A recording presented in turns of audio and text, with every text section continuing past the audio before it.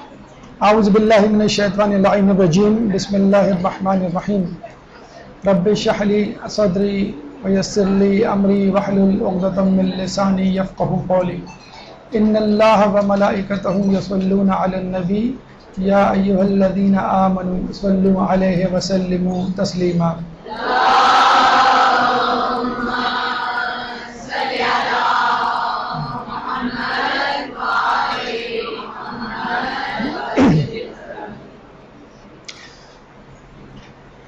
آج ہماری گفتگو کا موضوع ہے حقیقت حج۔ جیسا کہ آپ کو معلوم ہے کہ ہمارے فروع دین میں جو 10 کی تعداد میں ہے اس میں ایک فرع حج بھی ہے، اور یہ وہ مظلوم فروع دین میں سے ایک رکن ہے کہ جس کو اکثر لوگ نظر انداز کر دیا کرتے ہیں، اور کچھ لوگ تو فقر کا یا تنگ دستی کا بہانہ بنا کر یہ کہہ دیتے ہیں کہ بھئی ہمارے پاس اتنی استطاعت نہیں کہ ہم حج پہ جا سکیں، اور کچھ لوگ جو استطاعت رکھتے ہیں وہ اپنی مصروفیت کا بہانہ بنا دیتے ہیں کہ میں فلاں کام نمٹا لوں، فلاں چیز لے لوں، فلاں کام پایہ تکمیل تک پہنچ جائے تو پھر میں حج پہ جاؤں گا۔ اور ایک زمانے میں تو الحمدللہ اب تو کافی بہتر صورتحال ہے، ایک زمانے میں تو حج فقط بڑے بوڑھوں کی عبادت سمجھا جاتا تھا کہ انسان جب دنیا بھر کی تمام مصروفیات، واجبات، فرائض، مشغولیات سے فارغ ہو جاتا تھا تو پھر وہ حج کی طرف سوچتا تھا یا حج کی طرف رخ کرتا تھا، اور اگر استطاعت پیدا ہو گئی تو وہ حج کر لیا کرتا تھا، اور نہ ہوئی تو وہ حج نہیں کرتا تھا۔ لیکن الحمدللہ جس طرح علماء دین نے، مجتہدین نے اور دیگر افراد نے حج کے بارے میں اویئرنیس شروع کی، پیدا کی، علم پھیلا، تو لوگوں کو احساس ہوا کہ ہم میں سے کئی افراد ایسے ہیں جو استطاعت رکھنے کے باوجود اور ماحول ہونے کے باوجود، مواقع ہونے کے باوجود حج نہیں کرتے، جو کہ خود ایک بہت بڑا گناہ کبیرہ ہے۔ حج کے حوالے سے جیسا کہ آپ کو معلوم ہے کہ قافلوں کی روانگی کا سلسلہ شروع ہو چکا ہے، اور کچھ دنوں بعد انشاءاللہ ذی الحج کا مہینہ، اور پھر 10 ذی الحج آ جائے گی، 9 ذی الحج عرفہ کا دن۔ اور جس طرح مومن ہر مہینے میں، ہر ایام میں، ہر مواقع پر وہ یہ دیکھتا ہے کہ مجھے کیا کرنا ہے، اس طرح اللہ تعالیٰ نے اس مہینے میں بھی اس واجب کے حوالے سے کچھ ذمہ داریاں مومن پر واجب کی ہیں۔ جو وہاں موجود ہوتا ہے وہ بھی اس ذمہ داری کو نبھاتا ہے، اور جو وہاں موجود نہیں ہوتا حج کے موقع پہ عرفہ میں، وہ بھی کسی نہ کسی طرح اتحاد کا مظاہرہ کرتے ہوئے اپنی اپنی ذمہ داریوں کو اپنی اپنی جگہ نبھا رہا ہوتا ہے۔ حقیقت حج کے حوالے سے جن مراحل سے ہم گزریں گے انشاءاللہ تعالی، اس میں سب سے پہلے مقدمہ حج یا مقدمہ حقیقت حج، 3 مقدمات کے جن کو پڑھ کر، سن کر، جن سے گزر کر ہماری یہ گفتگو آسان ہو جائے گی سمجھنے کے حوالے سے۔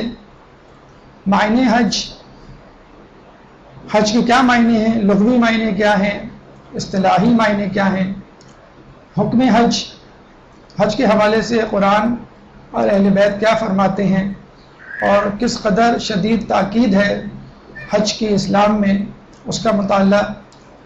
ترک حج، جو لوگ حکم حج سننے کے باوجود حکم حج کو بجا نہیں لاتے اور اس پہ عمل نہیں کرتے، اس کے بارے میں آیات و روایات میں کس قدر مذمت آئی ہے اس کا تذکرہ۔ فضیلت حج، یعنی جو لوگ حج کرتے ہیں یا کرنا چاہتے ہیں ان کو کن کن ثواب اور کن کن فوائد کی نوید سنائی گئی ہے کہ ان کا جذبہ دو آتشہ ہو جائے، اس کی گفتگو اس فضیلت حج کے حوالے سے کی جائے گی۔ ظاہری حج ایک وہ حج ہے جو ہماری روٹین کا حصہ ہے، جس طرح روزے کے حوالے سے کہا جاتا ہے کہ کچھ روزے داروں کو بھوک پیاس کے سوا کچھ نہیں ملتا، اسی طرح کچھ ریاکار حاجیوں کو فقط دوڑ دھوپ، غریب الوطنی اور بھوک پیاس کے سوا کچھ حاصل نہیں ہوتا۔ اخلاقیات حج حج کے سفر کے دوران انسان اخلاقی حوالے سے کیا کیا چیزیں حاصل کر سکتا ہے، اپنا تزکیہ نفس کس طرح انجام دے سکتا ہے، اس کا تذکرہ.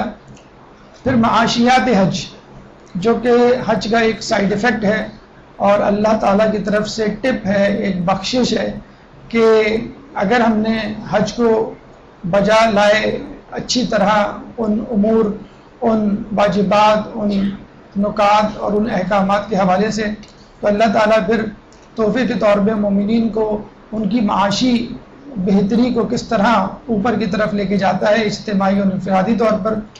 سیاسیات حج جو ایک عالمی اجتماع ہے اور جس میں پوری دنیا کے مسلمان بلا شرکت غیرے رنگ و نسل اور ملک کے شریک ہوتے ہیں، وہ کس طرح اس پلیٹ فارم کو سیاسی مقاصد کے لیے، جائز سیاسی مقاصد کے لیے جس سے ان کے دین کے حوالے سے ان کی بہتری ہے، استعمال میں لایا جا سکتا ہے. آفات حج یعنی جو لوگ حج تو کرتے ہیں لیکن احتیاط کو مد نظر نہیں رکھتے، یا ان کی نیتوں میں کچھ کھوٹ ہوتا ہے، یا کسی اور سبب آمدن یا سہمن وہ کوئی ایسی بات، کوئی ایسا فعل انجام دے لیتے ہیں کہ جس سے حج بجائے ایک نعمت کے ان کے لیے زحمت بن جاتا ہے، بجائے یہ کہ اس سے وہ فائدے اور ثواب سمیٹ کر اپنے گھروں کو آئیں، وہ ایک آفت اپنے ساتھ لے کر آتے ہیں. تو اس کے حوالے سے کیا احتیاطی تدابیر ہمیں اختیار کرنی چاہیے. وہ افراد جو حج کے لیے جا رہے ہیں ان کے لیے خصوصی طور پر کیا ہدایات، کیا احتیاطی تدابیر ہونی چاہیے. اور آخر میں تکمیل حج کہ وہ کون سا حج ہے جس کے بارے میں ہم کہہ سکتے ہیں یہ ایک مکمل حج ہے اور اس شخص نے اپنے حج کو اس نہج پر مکمل کر لیا جس کا اس کا دین متقاضی تھا. تو یہ انشاءاللہ 12 مراحل ہیں. ہماری پوری کوشش ہوگی ہر مرحلے کو اخلاقی نقطۂ نگاہ سے، روحانی نقطۂ نگاہ سے، دینی نقطۂ نگاہ سے اس طرح لے کے چلیں کہ حج جو کہ ایک تزکیہ نفس کا ٹریننگ پروگرام ہے اس سے کم حقہ ہم فائدہ اٹھا سکیں. آئیے ہم اپنی گفتگو کے پہلے مرحلے کی طرف چلتے ہیں، یعنی مقدمہ اخلاقیات، مقدمہ حقیقت حج. ایک درود پڑھ دیں محمد والے محمد.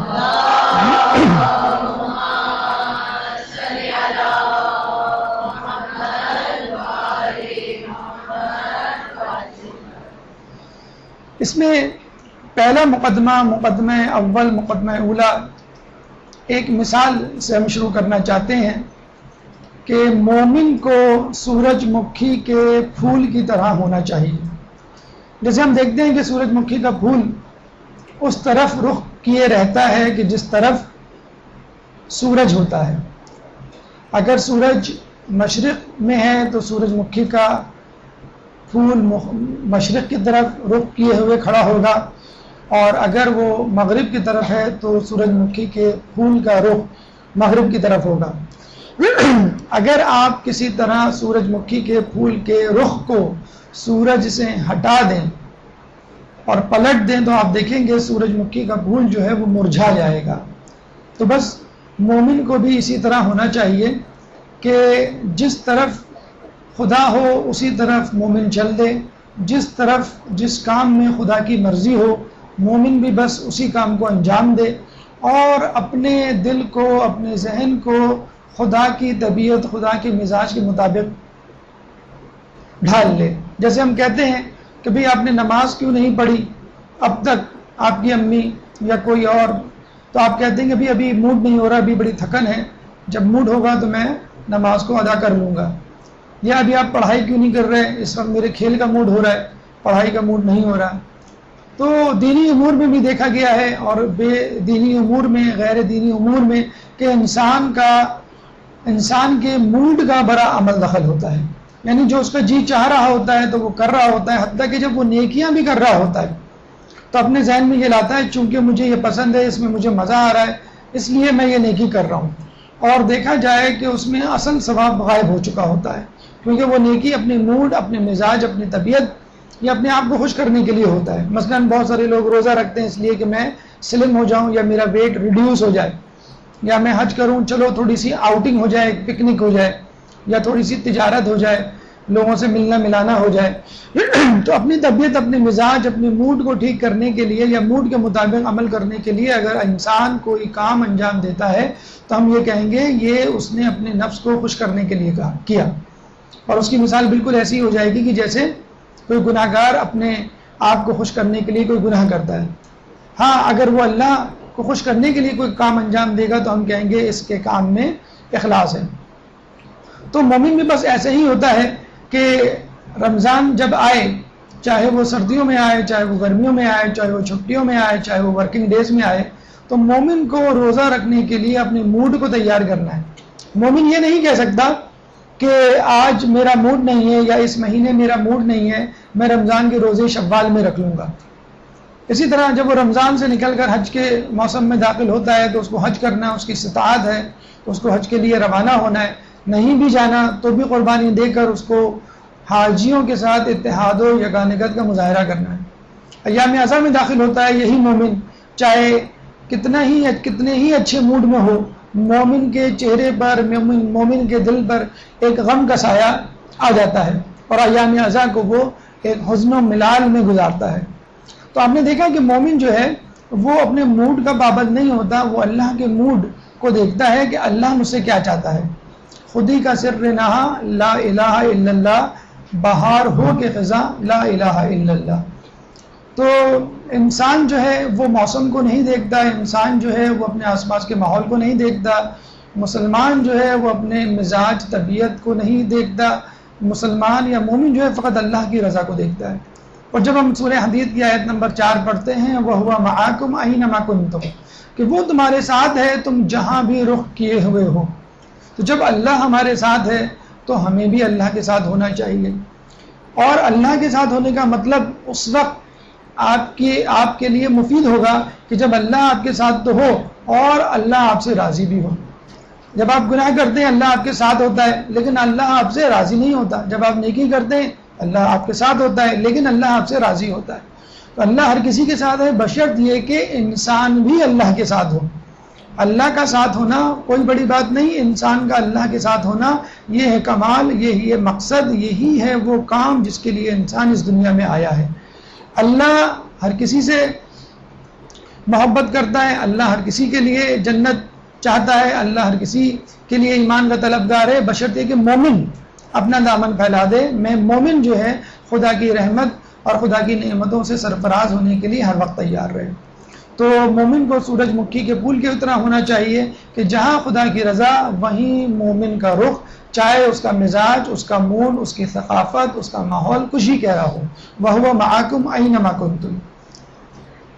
مقدمہ دوم کہ خدا کا محبوب ہوتا کون ہے، یعنی وہ کون شخص ہے جس سے خدا خوش ہوتا ہے، یا خدا کا اصل مہمان کون ہے جس کی مہمانداری کر کے خدا خوش ہوتا ہے.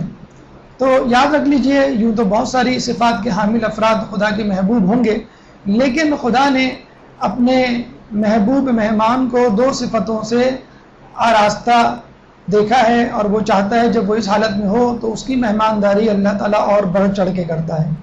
ایک بھوکا اور ایک مسافر.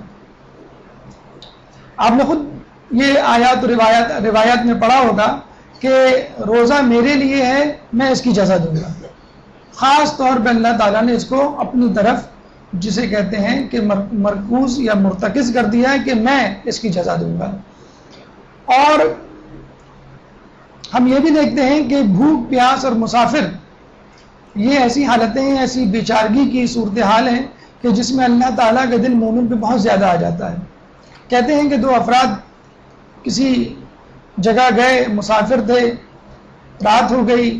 ایک نے کہا کہ فلاں میرا جاننے والا ہے، میں اس کے ہاں رات بسر کروں گا اور میں اس کا مہمان ٹھہروں گا، انشاءاللہ امید ہے کہ وہ میری اچھی ضیافت کرے گا. دوسرے نے کہا کہ میں چاہتا ہوں کہ اللہ کا مہمان بنوں، چنانچہ میں آج رات مسجد میں گزاروں گا. دونوں افراد اپنے اپنے میزبان کے پاس چلے گئے. جس نے اپنی رات اپنے دوست کے ہاں گزاری تھی وہ آیا حشاش بشاش اور کہنے لگا کہ میری تو خوب اچھی ضیافت ہوئی، فلاں لذیذ کھانوں سے میں جو ہوں سرفراز ہوا، اچھی نیند آئی، بہترین بستر، بہترین ماحول، تم سناؤ تمہاری ضیافت اللہ نے کیسے کی؟ اس نے کہا کہ رات بھر میں خدا کی عبادت کرتا رہا، صبح ہاتف غیبی سے آواز آئی کہ ہمارے خزانے میں بھوک سے بہتر کوئی طعام نہیں۔ تو یہ ہے اللہ کا مہمان کہ جس کو اللہ تعالیٰ بھوکا رکھتا ہے، اور اس بھوک میں اللہ تعالیٰ نے نعمتیں رکھی ہیں۔ اگر آپ حج کے حوالے سے دیکھیں تو اس بھوک میں مسافرت بھی شامل ہو جاتی ہے۔ تو ایک آدمی غریب الوطن بھی ہوتا ہے، بھوکا پیاسا بھی ہوتا ہے، اور قدم قدم پر وہ بیچارگی اور مسافرت کی زندگی گزار رہا ہوتا ہے۔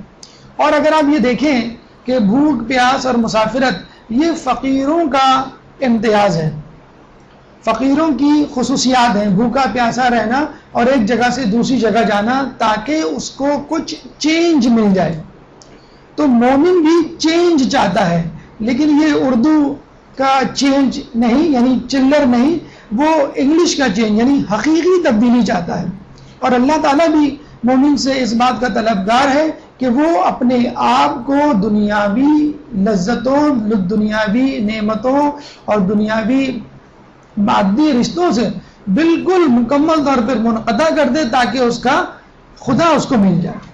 آپ نے یہ حدیث یقیناً رمضان کے مہینوں میں سنی ہوگی، اور شاید یہ سن کر آپ کو سمجھ میں بھی نہ آئی ہو، اور کافی توقف کرنا پڑتا ہے کہ آخر خدا نے روزہ اور حج میں کیا ایسا اشتراک رکھا ہے کہ جو امام کو یہ روایت کہنی پڑی کہ جس شخص کے گناہ رمضان میں نہ بخشے جائیں تو آئندہ رمضان تک بھی اس کے گناہ نہیں بخشے جائیں گے مگر یہ کہ وہ عرفہ کو پالے۔ دیکھیں کتنی عجیب تلافی اور کمپنسیشن ہے کہ اگر آپ نے رمضان ایسے ہی چھوڑ دیا اور اس کی جسے کہتے ہیں کہ راتوں کو اس طرح قیام نہیں کیا جس طرح حق تھا، یا روزوں کو اس طرح نہیں رکھا جس طرح رکھنا چاہیے، اور کسی طرح وہ آپ سے مس ہو گیا، تو بس اب یا تو اگلے رمضان کا انتظار کیجئے، یا اگر آپ کو جلدی ہے تو عرفہ پہنچ جائیے۔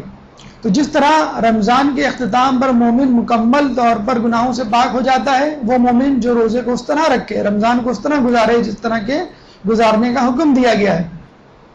اسی طرح مومن حاجی بھی جب حج کر لیتا ہے تو بالکل اس طرح ہو جاتا ہے کہ جیسے نومولود بچہ کہ جس نے کوئی گناہ کیا ہی نہ ہو۔ تو یہ ایک قدر مشترک ہے حج اور روزے میں کہ انسان ایک فقیرانہ صورتحال سے دوچار ہوتا ہے، اور اللہ تعالیٰ اس فقیرانہ صورتحال کو بہت عزیز رکھتا ہے۔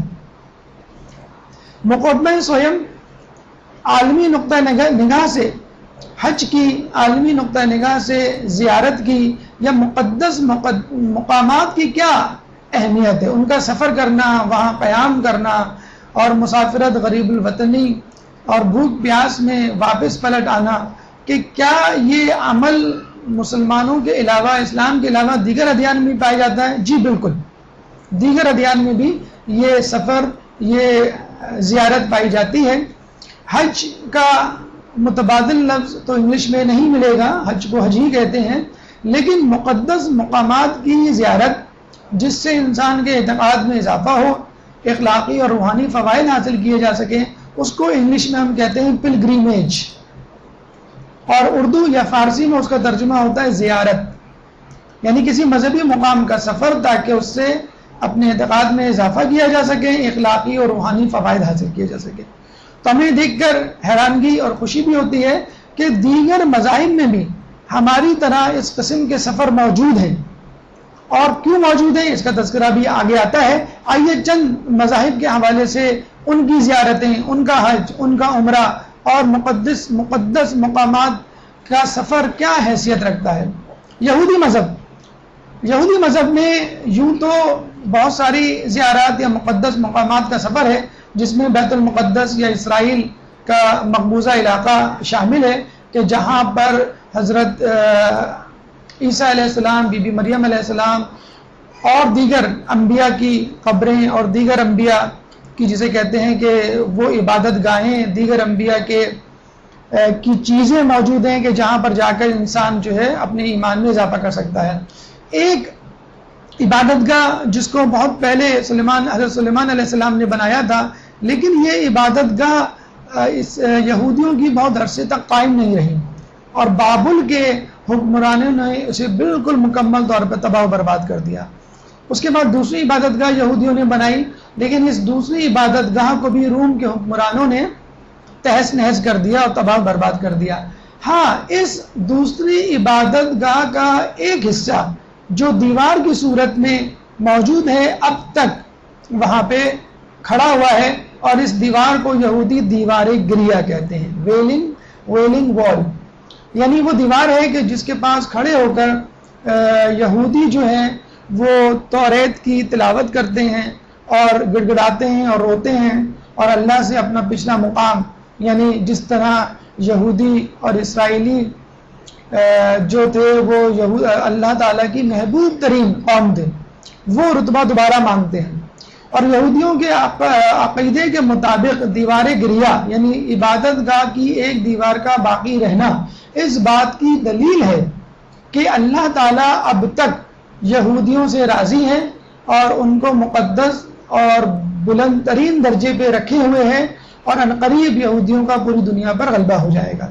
لیکن چونکہ یہ وہی بیت المقدس ہے کہ جہاں پر سفر معراج شروع ہوا تھا، رسول اکرم مکے سے بیت المقدس آئے تھے اور یہاں سے پھر وہ سفر معراج پر گئے تھے، تو یہ جگہ خود مسلمانوں کے لیے بھی قابل احترام ہے، شعائر اسلام میں شامل ہے، اور عیسائیوں کے حوالے سے بھی، کیونکہ عیسیٰ علیہ السلام کا جائے پیدائش اور یہ عیسائیوں کے مطابق ان کو صلیب دینے کی جگہ بھی یہیں پر ہے۔ تو چنانچہ تین بڑے مذاہب یعنی یہودیت، عیسائیت اور اسلام کے ماننے والوں کا یہ مرکز ہے، اور تینوں ہی کے لیے بہت برتر اور قابل احترام جگہ سمجھی جاتی ہے۔ یہی وجہ ہے کہ اسرائیل جو ہے وہ مسلمانوں، یہودیوں اور عیسائیوں کے درمیان ایک تنازع کا مرکز بن چکا ہے، جہاں پر آئے دن لڑائی جھگڑے، فسادات، شہادتیں مسلمانوں کی ہوتی رہتی ہیں۔ عیسائیوں کے لیے جیسے کہ بتلایا گیا کہ بیت المقدس خود ایک بہت بڑی زیارت گاہ ہے کہ جہاں پر عیسائی جاتے ہیں، لیکن اس کے علاوہ ویٹیکن سٹی میں ایک سینٹ پیٹر اسکوائر ہے، بہت بڑا میدان، بہت بڑا ارینا، کہ جس کے سامنے مقبرہ ہے سینٹ پیٹر کا۔ سینٹ پیٹر کے بارے میں کہا جاتا ہے کہ یہ عیسیٰ علیہ السلام کے حواریوں میں سے تھے، اور اس کے بعد وہ عیسائیوں کے نجات دہندہ تھے، اور ان کا مقبرہ بھی یہیں پر ہے۔ چنانچہ عیسائی جو ہے سالانہ 10 سے 15 لاکھ کی تعداد میں سینٹ پیٹرز اسکوائر کا جسے کہتے ہیں کہ وزٹ کرتے ہیں، زیارت کرتے ہیں، اور یہ ان کے لیے وہ جو عمرے کے برابر ہے، اور یہ ان کا ایک اخلاقی اور روحانی سفر ہے۔ ہندو مذہب کے حوالے سے ہندوؤں کے لیے بہت ساری زیارت گاہیں ہیں جہاں پر یہ جا کر اپنی عقیدے میں اضافہ کرتے ہیں، لیکن جو سب سے بڑا میلہ ہے، سب سے بڑا اجتماع ہے، وہ کمبھ میلہ کہلاتا ہے، جو دریائے گنگا کے کنارے ہوتا ہے۔ یہ دنیا کا سب سے بڑا اجتماع ہے، اور پچھلے سال 14 فروری بلکہ اسی سال 14 فروری 2013 میں 2 مہینے مسلسل یہ میلہ چلتا رہا، اور اس 2 مہینے میں 10 کروڑ لوگوں نے یہاں پر وزٹ کیا، یہاں نہائے، اور ان کے عقیدے کے مطابق جو شخص ہندو مذہب کے مطابق جو شخص اس دریا میں نہائے گا، اس کے گناہ ہندو عقیدے کے مطابق جھڑ جاتے ہیں، اور وہ اسی طرح پاک و پاکیزہ ہو جاتا ہے جس طرح وہ آج ہی پیدا ہوا تھا۔ دیکھیں ہمارے یہاں جو آیات اور روایات ہیں اس سے ملتے جلتے نظریات کس طرح دوسری جگہوں پہ پائے جاتے ہیں، یہ کیوں ہے، اس کا بھی تذکرہ آپ کے سامنے کرتے ہیں۔ یہ میلہ ہر 3 سال بعد لگتا ہے، اور 4 مقامات، دریا گنگر ایک طویل دریا ہے، 4 مقامات جس میں الہ آباد بھی ایک شامل ہے، 4 مقامات ایسے ہیں جہاں پر یہ میلہ لگتا ہے۔ تو یوں سمجھ لیجئے کہ اگر کسی جگہ پر میلہ 3 سال بعد لگا ہے تو اس کے بعد دوسری جگہ پر، پھر تیسری، پھر چوتھی جگہ پر، اور 12 سال بعد پھر اسی جگہ پر وہ میلہ لگے گا۔ تو ہر 3 سال بعد بہرحال دریائے گنگا پر میلہ ہوتا ہے، اور کسی خاص مقام پر اس کی باری 4 سال کے بعد آتی ہے۔ یہ میلہ جو پچھلے سال ہوا تھا اس میں ایک دن یعنی 14 فروری کو جو خاص ان کا دن تھا، اس میں تقریباً 1 کروڑ لوگوں نے شرکت کی تھی، اور ویکیپیڈیا کے مطابق یہ دنیا کا سب سے بڑا اجتماع ہے انسانوں کا۔ لیکن عنقریب جو ویوز ہیں، جس طرح عراق میں پابندیاں ہٹی ہیں، تو اس وقت تو فی الحال دوسرے نمبر پر ہے، لیکن ہو سکتا ہے مستقبل قریب میں 40 دنیا کا سب سے بڑا اجتماع بن جائے. اس وقت یہ دوسرا بڑا اجتماع ہے.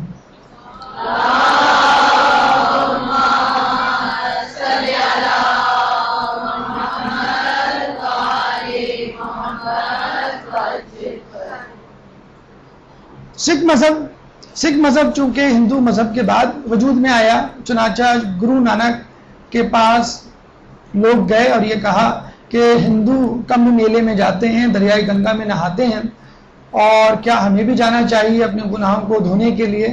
تو ان کے رہنما گرو نانک بانی سکھ مذہب نے فرمایا کہ دیکھو، خدا کا تفکر، خدا کے بارے میں سوچنا ہی کافی ہے اس کی زیارت کے، اس کے لیے کسی خاص جگہ پہ جانے کی ضرورت نہیں ہے. لیکن پھر بھی ان کا ایک مقام جس کو گولڈن ٹیمپل کہا جاتا ہے امرتسر میں موجود ہے، اور کئی ہزار زائرین روزانہ یہاں پہ جاتے ہیں. لیکن یہ میلہ مذہبی اجتماع سے زیادہ ثقافتی مرکز میں تبدیل ہو چکا ہے. بدھ مذہب بھی ہندوؤں کی طرح ایک قدیم ترین مذہب ہے، اور بدھ مذہب کے ماننے والے گوتما بدھ کو اپنا رہنما مانتے ہیں، جن کے بارے میں کہا جاتا ہے کہ وہ ایک شہزادے تھے اور اپنی جگہ اپنے محل سے نکلے اور انہوں نے کئی عرصے کئی سال تفکر کیا اور اس نتیجے پر پہنچے کہ انسان جو ہے وہ اپنی خواہشات کو ترک کر دے. جب وہ اپنی خواہشات کو ترک کر دے گا تو وہ اصل خوشی اپنا لے گا.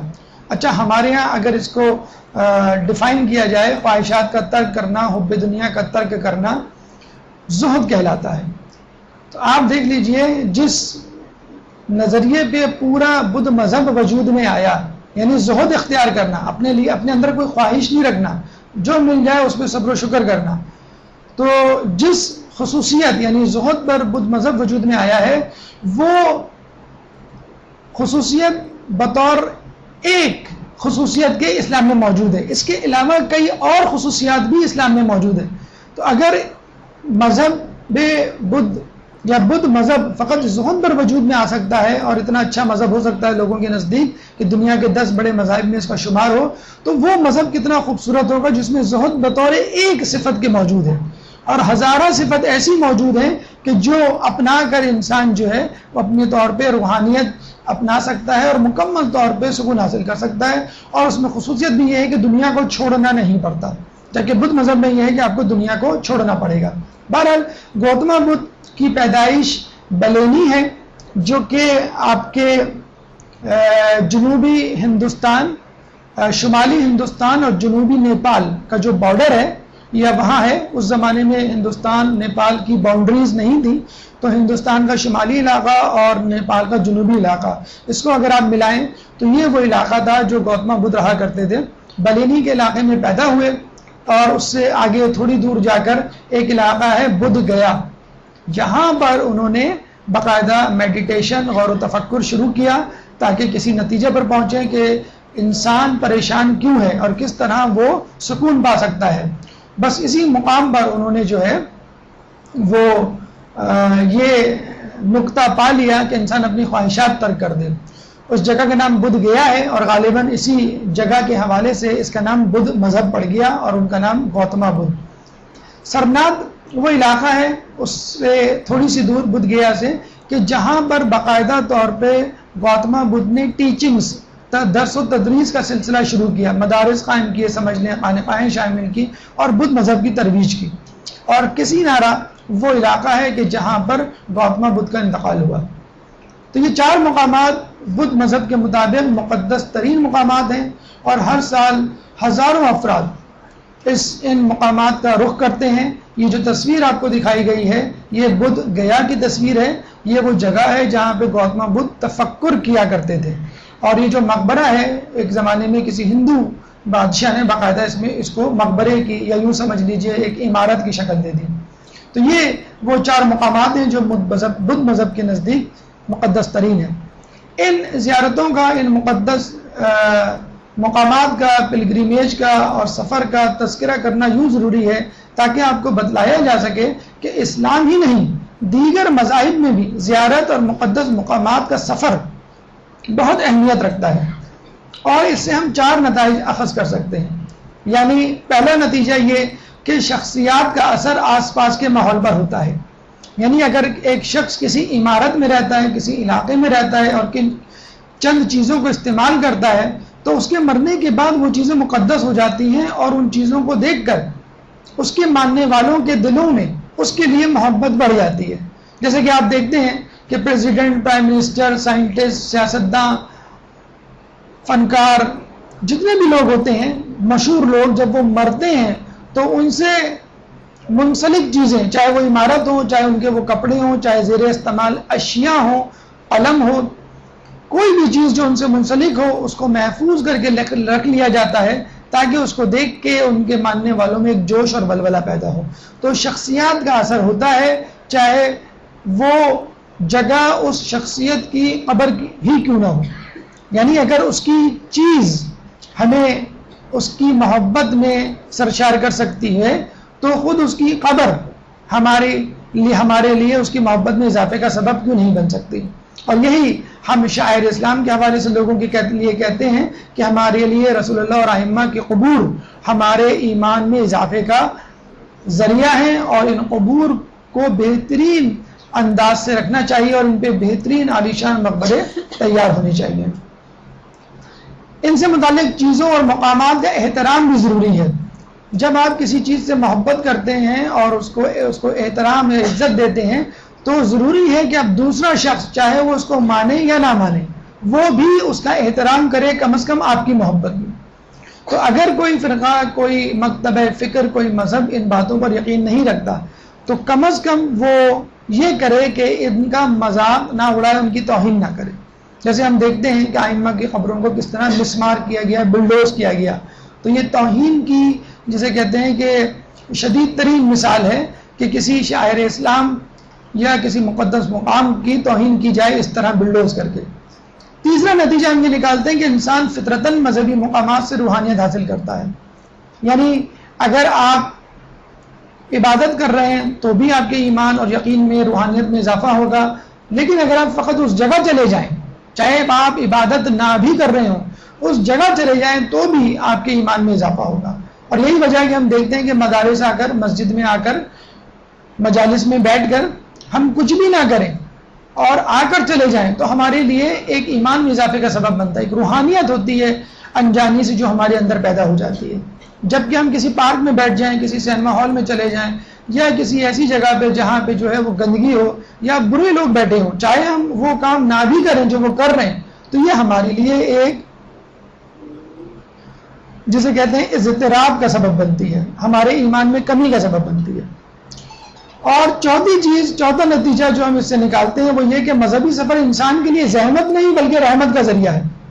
یوں تو کہا جاتا ہے کہ سفر جتنا کم سے کم اختیار کرے، چاہے وہ پرانے زمانے کا ہو چاہے وہ ابھی کا ہو. حالانکہ سفر آج کل بہت، جسے کہتے ہیں کہ پر سہولت ہو گئے ہیں کہ ٹی وی، کمپیوٹر، لذیذ کھانے اور آرام دہ صوفے یا بستر کی طرح کی سیٹیں موجود ہیں. لیکن اس کے باوجود بھی کوئی بھی شخص سفر کو پسند نہیں کرتا ہے.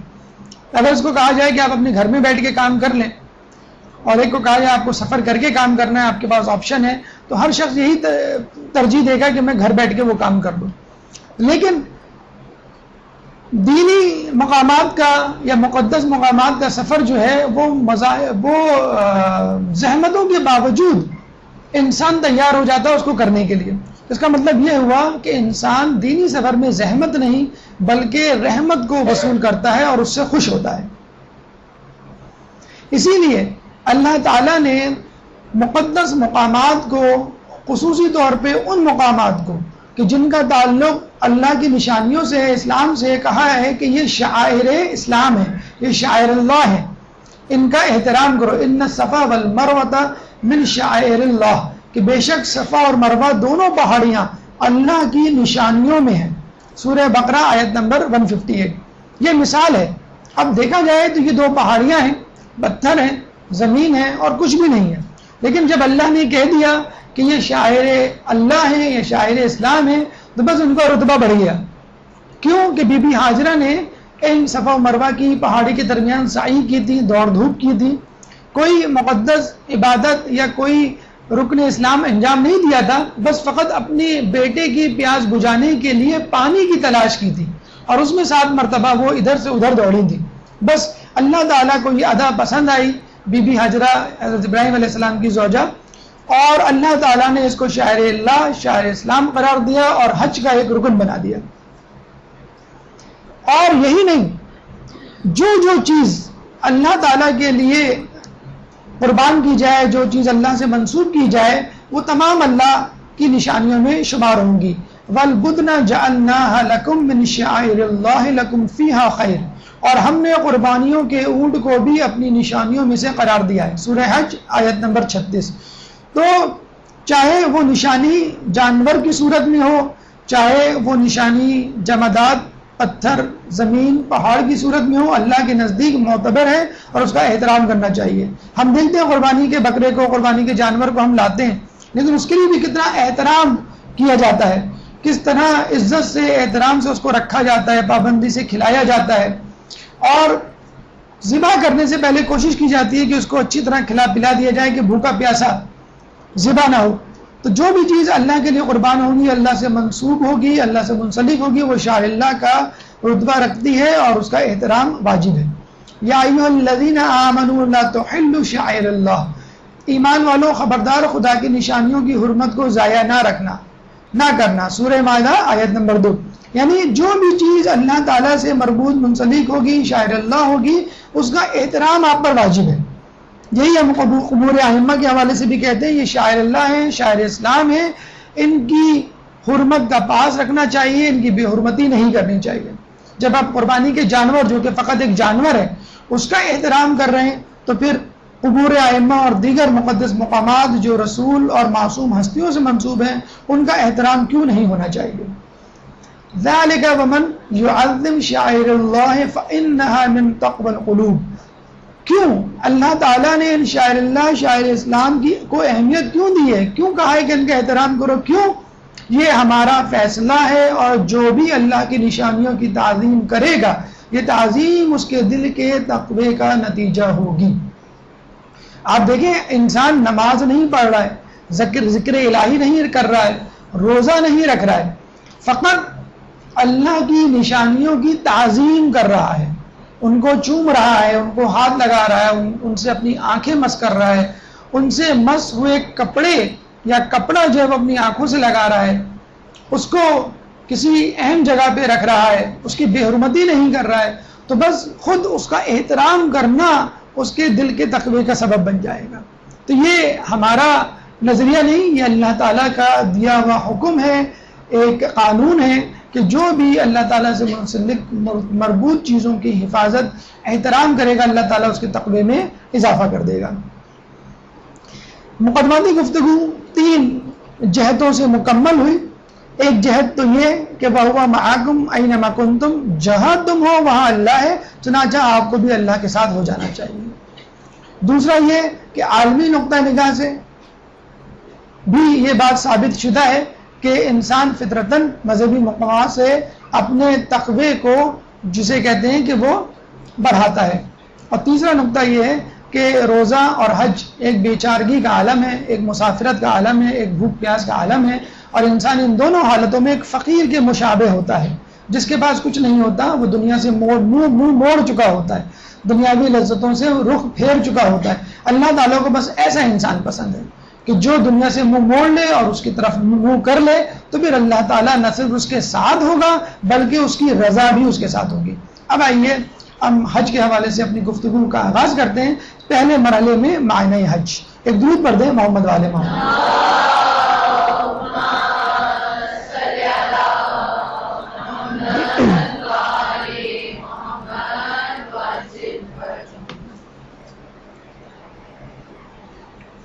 سب سے پہلے حج کے لغوی معنی ارادے اور قصد کے ہیں. کسی چیز کا ارادہ کرنا، قصد کرنا، آمادگی ظاہر کرنا، نیت کرنا، کسی جگہ جانے کی، کسی کام کو کرنے کی.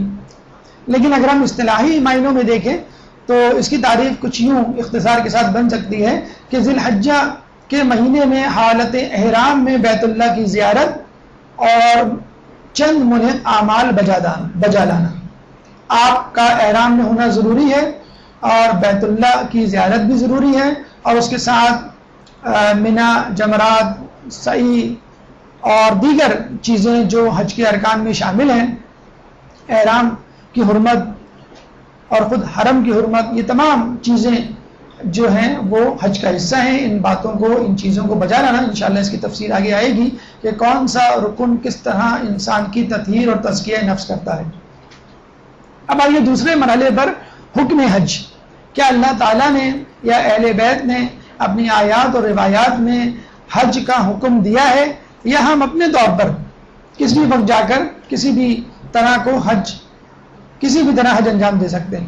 سب سے پہلے تو یہ ذہن میں رکھ لیجئے کہ ان اول بیت وضع للناس للذی ببکۃ مبارکا وہدی وللعالمین، بے شک سب سے پہلا مکان جو لوگوں کے لیے بنایا گیا ہے وہ مکے میں ہے، مبارک ہے اور عالمین کے لیے مجسم ہدایت ہے۔ سورہ آل عمران آیت نمبر 96۔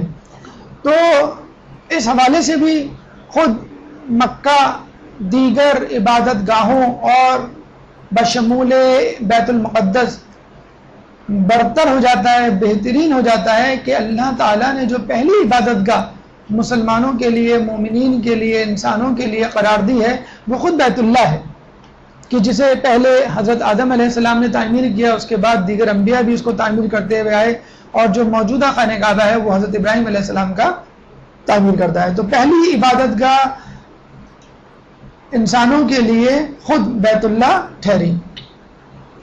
اس کے بعد تعمیر بیت اللہ کے حوالے سے سورہ حج آیت نمبر 26 میں اللہ فرماتا ہے وَإِذْ بَوَّأْنَا لِإِبْرَاهِيمَ مَكَانَ الْبَيْتِ أَنْ لَا تُشْرِكْ بِي شَيْئًا وَطَهِّرْ بَيْتِيَ لِلطَّائِفِينَ وَالْقَائِمِينَ وَالرُّكَّعِ السُّجُودِ، اور اس وقت کو یاد دلائیں کہ جب ہم نے ابراہیم علیہ السلام کے لیے بیت اللہ کی جگہ مہیا کی کہ خبردار ہمارے بارے میں کسی طرح کا شرک نہ ہونے پائے، اور تم ہمارے گھر کو طواف کرنے والے، قیام کرنے والے اور رکوع و سجود کرنے والوں کے لیے پاک و پاکیزہ بنا دو۔ سورہ حج آیت نمبر 26۔ کہتے ہیں تفسیر نمونہ میں آیت اللہ ناصر مکارم شیرازی فرماتے ہیں کہ اللہ تعالیٰ نے سب سے پہلے آدم علیہ السلام، ابراہیم علیہ السلام کی آنکھوں کے سامنے وہ بنیادیں ظاہر کر دی کہ جن بنیادوں پر حضرت آدم علیہ السلام نے بیت اللہ تعمیر کیا تھا، اور کچھ روایتوں کے مطابق وہ نوح علیہ السلام کے دور میں آنے والے طوفان میں ٹوٹ گیا تھا، منہدم ہو گیا تھا یا بہہ گیا تھا۔ تو جب ابراہیم علیہ السلام کو وہ بنیادیں دکھائی گئیں تو پھر ابراہیم علیہ السلام نے انہی بنیادوں پر بیت اللہ کی تعمیر کی اور اس کو مکمل کیا اپنے بیٹے حضرت اسماعیل علیہ السلام کے ساتھ۔ پڑھا ہوگا اپنے تاریخ میں واقعہ، اسماعیل علیہ السلام اپنے ننھے منھے ہاتھوں میں اینٹیں اٹھا کر لاتے تھے اور ابراہیم علیہ السلام اس کو بنیادوں پر رکھتے اور ان کو جوڑتے چلے جاتے تھے۔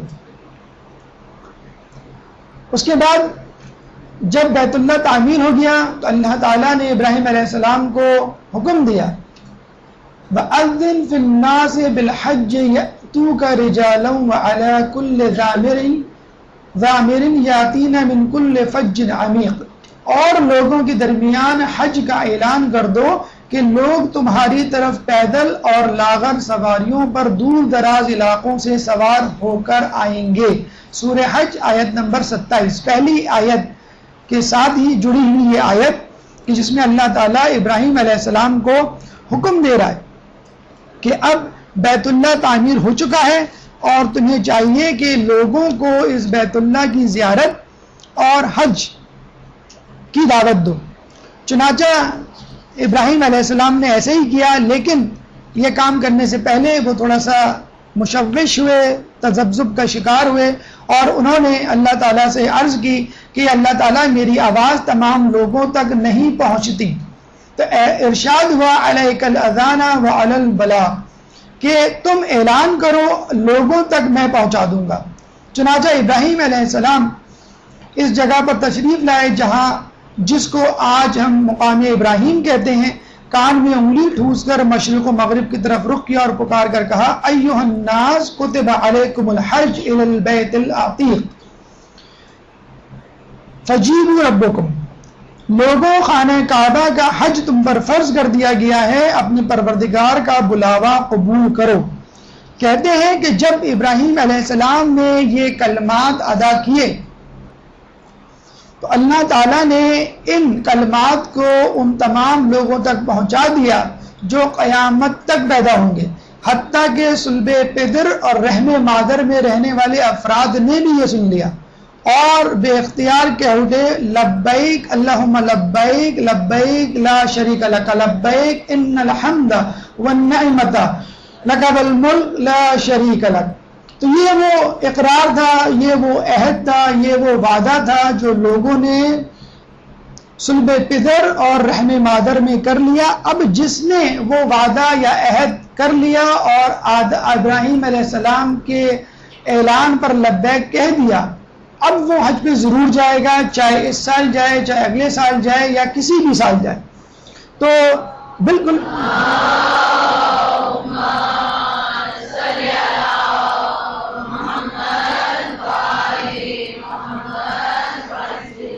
دیکھیں اسی طرح کا ملتا جلتا واقعہ ہمیں عالم ذر میں ملتا ہے کہ سورہ بنی اسرائیل میں آیت نمبر 85 میں اللہ تعالیٰ فرماتا ہے الست بربکم، کیا میں تمہارا رب نہیں؟ تو لوگوں نے کہا قالوا بلا شاہدنا، کیوں نہیں، ہم شہادت دیتے ہیں۔ تو یہ وہ لوگ تھے جو ذرات کی شکل میں اللہ کے سامنے آئے، اور یہ قیامت تک آدم علیہ السلام سے لے کر قیامت تک آنے والے افراد کا اجتماع تھا، سب سے بڑا اجتماع، کہ جس میں لوگوں نے اللہ کی وحدانیت، نبی کی نبوت اور علی کی ولایت کا اقرار کیا۔ اب جس نے اقرار کر لیا وہ مذہب اہل بیت سے منسلک ہو گیا، اور جب بھی وہ اس دنیا میں آئے گا اس کا خاتمہ مذہب اہل بیت پر ہوگا۔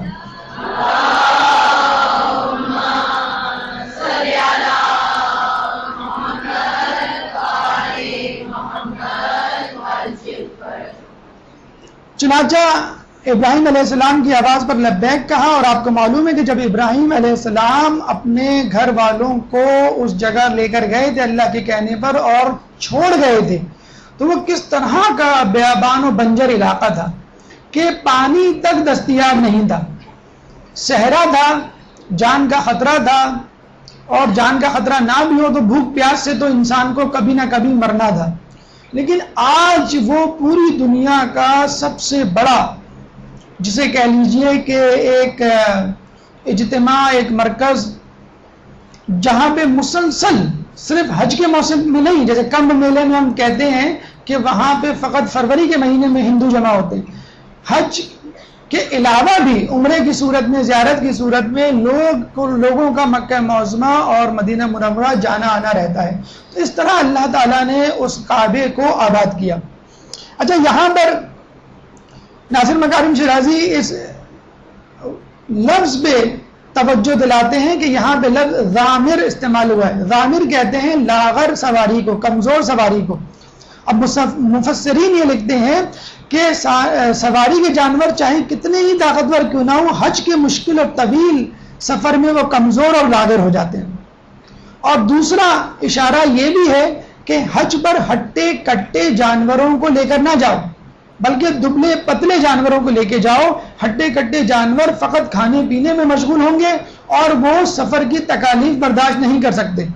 اب ہٹے کٹے جانور، ناز و نعم میں پلے ہوئے جان حیوان، تکلفات میں پلے بڑے حیوانات اور درندوں کو تو منع کر دیا، جانوروں کو، چوپایوں کو منع کر دیا۔ تو آپ خود بتلائیے کہ اللہ تعالیٰ یہ کیسے گوارا کرے گا کہ ایک ناز و نعم میں پلا ہوا شخص پورے تکلفات کے ساتھ بیت اللہ کا حج کرے۔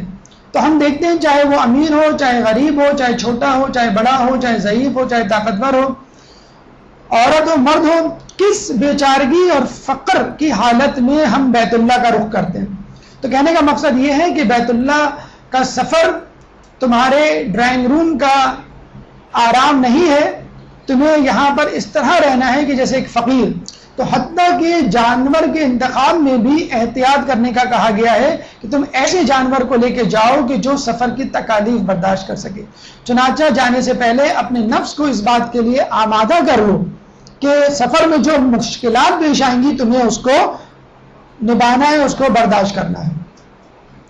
ورنہ آپ دیکھتے ہیں کہ بہت سارے لوگ جو ناز و نعم میں پہلے ہوتے ہیں وہ حج پر جا کر بھی اسی تکلف اور ناز و نعم کا مظاہرہ کرتے ہیں، اور ان کا سفر لبیک پہ شروع ہوتا ہے اور البیک پہ ختم ہوتا ہے. تو خدا ہمیں اس حج سے بچائے جو لبیک سے شروع ہو اور البیک پہ ختم ہو. ایک درود پڑھ دیں محمد والے محمد.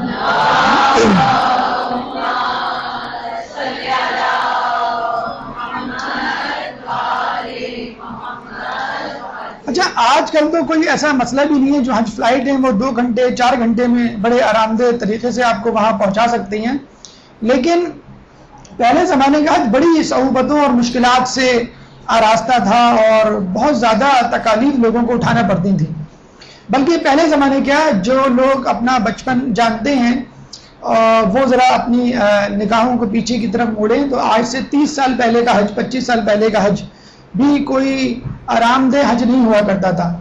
جو 70s اور 80s کا حج ہے کہ جس میں پانی کے جہازوں سے لوگ جایا کرتے تھے اور مہینوں بعد واپس پلٹتے تھے، اور کچھ لوگوں کو نصیب بھی نہیں ہوتا تھا پانی کے جہاز میں جو تکالیف اور جو بیماریاں لاحق ہوتی ہیں اس حوالے سے. اور 6 مہینے بعد جسے کہتے ہیں کہ لوگ جو ہے اپنے ملکوں کو واپس آیا کرتے تھے. لیکن اس سے بھی پہلے اگر ہم 500 صدی پہلے چلے جائیں، 1000 صدی پہلے چلے جائیں تو یقیناً اور بھی مشکل ہوتا ہوگا. کہ اس زمانے میں کہتے ہیں کہ ایک شخص کو کسی نے دیکھا کہ وہ بہت ہی لاغر ہے اور سفر کی تکالیف اس پر جسے کہتے ہیں کہ وہ آیا ہے. تو لوگوں نے پوچھا کہ بھائی تم کہاں سے آ رہے ہو؟ تو اس نے کہا کہ میں جہاں سے آ رہا ہوں وہاں سے یہاں تک پہنچنے میں مجھے 5 سال لگے ہیں. یعنی اس نے اپنے گھر سے لے کے بیت اللہ تک کا سفر 5 سال میں طے کیا. تو پوچھنے والے نے کہا کہ بھائی تم نے تو یقیناً بیت اللہ کی زیارت کے لیے بہت زیادہ تکالیف اٹھائیں. تو اس نے یہی کہا کہ مجھے اپنے محبوب کے گھر جانا تھا، اور محبوب کے گھر کا چکر لگانے کے لیے مجھے کتنی مشکلات، کتنی صعوبتیں برداشت کریں، یہ حق ہے محبوب کا میرے اوپر کہ میں ان سفر کی تکالیف کو برداشت کروں. تو 5 سال لوگوں کو لگا کرتے تھے حج کے سفر میں. بسا اوقات تو ہمیں 4 گھنٹے لگتے ہیں. ہاں ٹھیک ہے، شاید پیسے زیادہ لگتے ہوں، لیکن بہرحال یہ بات مسلم ہے کہ پہلے کا حج یقیناً آج کل کے حج سے مشکل ترین ہوا کرتا تھا. اور اللہ تعالیٰ اس حج کے نتیجے میں آپ کو فقط حج کی عبادت ہی نہیں دیتا بلکہ اس کے سائیڈ ایفیکٹ کے طور پہ بخشش اور ٹپ بھی دیا کرتا ہے. وہ کیا ہے؟ لِيَشْهَدُوا مَنَافِعَ لَهُمْ وَيَذْكُرُوا اسْمَ اللَّهِ فِي أَيَّامٍ مَعْلُومَاتٍ، تاکہ اپنے منافع کا مشاہدہ کریں اور چند معین دنوں میں ان چوپایوں پر جو خدا نے بطور رزق ادا کیے ہیں خدا کا نام لیں، اور پھر تم اس میں سے کھاؤ اور بھوکے محتاج افراد کو کھلاؤ. عَلَىٰ مَا رَزَقَهُم مِّن بَهِيمَةِ الْأَنْعَامِ فَكُلُوا مِنْهَا وَأَطْعِمُوا الْبَائِسَ الْفَقِيرَ، کہ بھوکے محتاج افراد کو اس میں سے کھلاؤ. تو جب حج کر لیتے ہیں تو حج کے بعد شاپنگ، حج کے بعد خرید و فروخت، حج کے بعد کاروبار، حج کے بعد کھانا پینا اللہ کی طرف سے منع نہیں ہے. اور اللہ خود بھی یہی چاہتا ہے کہ جب حج پہ لوگ جمع ہوں تو عبادت کے بعد ایک دوسرے کی ثقافت، ایک دوسرے کے مزاج، ایک دوسرے کے ملک اور ماحول کو سمجھیں اور تجارت کریں. اس میں کوئی مذاق نہیں، لیکن اس کو اپنا ہدف نہ بنائیں.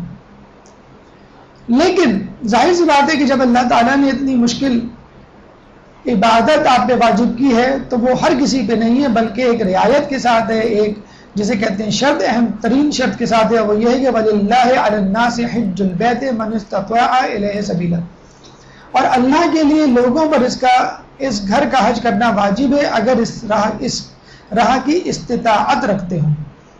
یعنی اگر آپ میں ایبلٹی ہے، استطاعت ہے، قابلیت ہے، اتنا پیسہ ہے، سفر محفوظ ہے، اور واپس گھر آ کر آپ کی روزی اور گھر کے معاملات اسی طرح چل سکتے ہیں تو آپ پہ واجب ہے کہ آپ حج کریں. اور اگر ایسا نہیں ہے تو پھر آپ حج نہ کریں. چنانچہ اپنے لیے استطاعت کو ذہن میں رکھ لیجئے. ہر آدمی بہتر طور پہ جانتا ہے کہ وہ کتنا مستطیع ہے حج کے لیے. ویسے تو ہم حج کے لیے بہت ساری جسے کہتے ہیں کہ مصروفیات اور بہانوں کا انبار تیار رکھتے ہیں، لیکن ان لوگوں کے لیے جو حج پہ نہ جانے کے بہانے تیار رکھتے ہیں، ان حاجی صاحب کی مثال دینا بہت ضروری ہوگا۔ ان صاحب کا تعلق بوسنیا سے ہے۔ جب یہ اپنے گھر سے نکلے تو ان کی جیب میں 200 یورو ڈالر، جو تقریباً 15 سے 20 ہزار روپے بنتے ہیں، وہ تھے، اور یقیناً اتنے پیسوں میں حج نہیں ہو سکتا۔ 2011 میں یہ نکلے اور تقریباً 5900 کلومیٹر کا فاصلہ طے کیا۔ روزانہ 12 سے 20 میل کا سفر یہ صاحب طے کیا کرتے تھے، اور اس دوران اپنے گھر سے بیت اللہ پہنچنے تک 6 ممالک کی سرحدوں سے یہ گزرے۔ لوگوں نے ان سے پوچھا باقی چیزیں تو ایک طرف، یہ بتلائیے کہ آپ کو رستے میں جان کا خطرہ، مال کا خطرہ، درندوں کا خطرہ، چور ڈاکوؤں کا خطرہ نہ ہوا؟ تو انہوں نے اپنے سامان میں سے قرآن نکالا اور یہ کہا کہ یہ تھا میرا ذات راہ جس نے مجھے ہر خوف سے محفوظ رکھا۔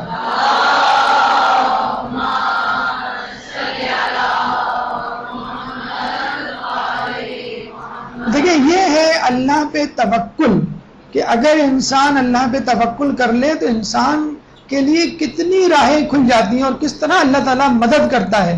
روزے کے لیے آپ دیکھ لیں کہ کچھ لوگ تو روزہ رکھتے ہوئے اس طرح جیسے تاثر دے رہے ہوتے ہیں جیسے بہت بڑا پہاڑ اٹھانے جا رہے ہیں، لیکن جب آپ روزہ رکھ لیتے ہیں تو آپ کہتے ہیں تو واقعی بہت آسان عبادت ہے۔ جب آپ لیلۃ القدر میں جاگ رہے ہوتے ہیں تو لگتا ہے کہ نہیں جاگ پائیں گے، 1 گھنٹے بعد سو جائیں گے، لیکن پھر دیکھیں اللہ تعالیٰ کتنی ہمت دیتا ہے۔ تو حج کے لیے یہی معاملہ ہے، اور اس کی کئی مثالیں ہمیں آس پاس کے ماحول میں مل سکتی ہیں اگر آپ ڈھونڈیں کہ کس طرح لوگوں نے نیت کی اور اللہ تعالیٰ نے ان کے لیے حج کا سامان کیا۔ تو آپ بھی ہمت کیجئے، اللہ تعالیٰ انشاءاللہ آپ کی ہمت میں اپنی رضا اور جسے کہتے ہیں اپنی استطاعت ڈال دے گا، اور آپ انشاءاللہ تعالیٰ حج کے لیے تیار ہو جائیں گے۔ تو جب بچے حج پہ جا سکتے ہیں تو ہم جیسے جوان کیوں نہیں جا سکتے؟ اور حج کے لیے کچھ ممنوعات بھی ہیں، جیسے روزے کے لیے ممنوعات ہیں کہ الحج اشہر معلومات فمن فرض فیہن الحج فلا رفث ولا فسوق ولا جدال۔ حج چند مقررہ مہینوں میں ہوتا ہے، اور جو شخص بھی اس زمانے میں اپنے اوپر حج لازم کر لے اسے عورتوں سے مباشرت، گناہ اور جھگڑے کی اجازت نہیں، حتیٰ کہ حرم میں توتو مینے کی بھی اجازت نہیں۔ جھگڑا، جنگ و جدل اور قتال تو بہت دور کی بات ہے، پودوں کو اکھاڑنا، کسی جانور کو مارنا، ان چیزوں کی بھی اجازت نہیں۔ کسی قسم کا لڑائی جھگڑا جسے کہتے ہیں کہ حرم میں جو ہے وہ منع ہے۔ اور جس طرح روزے اور دیگر عبادات میں شرائط ہیں کہ اگر آپ نے وہ کر لی تو آپ کی عبادت ضائع باطل ہو جائے گی، اس طرح حج میں بھی ہیں۔ جو حرام چیزیں ہیں وہ حرام تو ہیں، لیکن کچھ ایسی چیزیں جو جائز ہیں بلکہ مستحب ہیں، بہتر ہیں کی جائیں، ان تک کا بھی استعمال منع کر دیا ہے۔ مثلا خوشبو کا استعمال منع کر دیا ہے، مثلا مردوں کے لیے سلے ہوئے کپڑے جسے کہتے ہیں منع کر دیا ہے، حتیٰ کہ بدبو کی جگہ آپ بیٹھیں تو اس کے لیے اپنی ناک بند کرنا بھی بند کر دیا کہ یہ بھی نہ کریں، آپ تیزی سے گزر جائیں وہ الگ بات ہے۔ تو عجیب جسے کہتے ہیں بیچارگی اور فقیری کی حالت ہے کہ جو چیزیں جائز، نہ صرف جائز بلکہ مستحب، ان تک کو منع کر دیا ہے۔ تو گناہوں کا کیا ہی کہنا، کہ کہتے ہیں حدیث میں ہے باقاعدہ وسائل شیعہ کی جلد نمبر 9 صفحہ 237 کہ اگر کوئی چور مکے سے باہر چوری کرے یا کسی اور قسم کا جرم کرے اور مکے میں آ جائے تو جب تک وہ حرم میں رہے گا اور اس سے باہر نہیں آئے گا اسے گرفتار نہیں کیا جائے گا۔ یہ روایت کے جملے ہیں۔ ہاں، اس سے کوئی بات چیت نہیں کرے گا، اس سے کوئی لین دین نہیں کرے گا اور کسی قسم کی چیز اس کو لا کر نہیں دے گا، لیکن اس کو گرفتار نہیں کیا جائے گا۔ اور یقیناً یہ اس آیت کی تشریح ہے، سورہ 3 کی آیت نمبر 3، وَهَذَا الْبَلَدِ الْأَمِينَ، یہ ایک امین شہر ہے، امانت والا شہر ہے کہ اس کو جو امانت دی جائے اس کا یہ امین ہوتا ہے، اس کو ویسے ہی لوٹا دیتا ہے جیسے کہ وہ لیتا ہے۔ تو انسان تو کیا کسی جانور کو بھی مارنے کی اجازت نہیں۔ پھر مولا علی بحر الانوار میں ایک روایت ملتی ہے